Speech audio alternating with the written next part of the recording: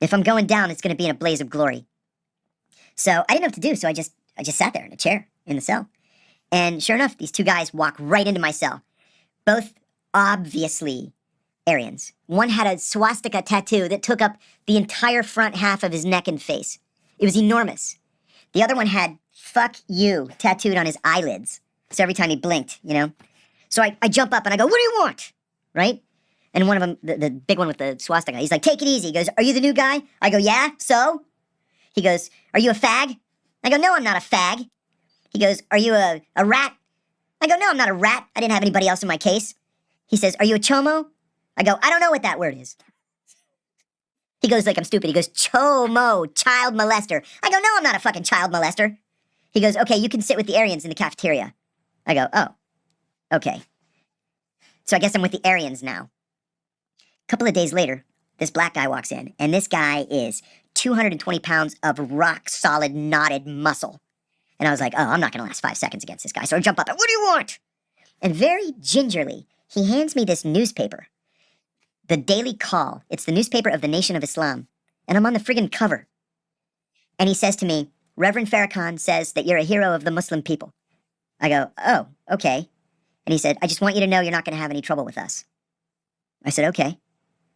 And that was it. He turned around and walked out. Then I was in a 4-man cell, which was overcrowded with 6 men.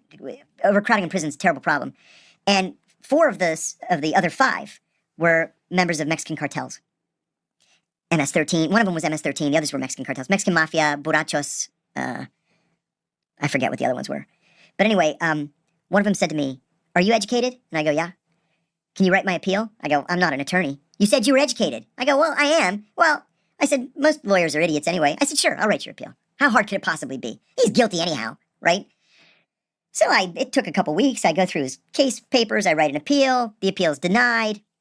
He said, "What do I owe you?" I said, "Nothing. I got people on the outside. They put money in my commissary account." But he told all the other Mexicans that I was a good guy because I wrote his appeal and I didn't charge him anything. So I didn't have any problems. And then I lived directly across the hall from the acting boss of the Bonanno crime family, and he and I just hit it off. I'd give him my New York Times. He'd give me his New York Post. We'd sit together in the TV room, watch the football games on Sundays. I like this guy a lot. And finally he says to me, "Let me ask you something. Why do you sit with those Nazi retards in the cafeteria?" I go, "I don't know. My first day, they told me sit with them." He goes, "From today, you're with the Italians." And so from then, Gambino, Bonanno, Lucchese, Genovese, they treated me very, very well. They had a crooked guard on the payroll who would bring in, oh my God, pork loin, fresh mozzarella, and tomatoes and mushrooms and white wine for the marsala sauce. I gained 35 pounds in prison. We ate like friggin' kings. And it was like everybody packed in the room. And these guards would come in like, "What are you making today, Mark?" And Mark would say, "I got a little bit of this, I got a little bit of that," and give the guard a little bowl of pasta. 35 pounds. The warden said to me one day, "You're putting on weight." I go, "What are you, my warden or my doctor?" I didn't say, "One of your crooked guards is taking a payoff from the mob to bring us in fresh food. You think I'm going to eat this stuff? It'll taste like ass." So, no, they treated me very, very well.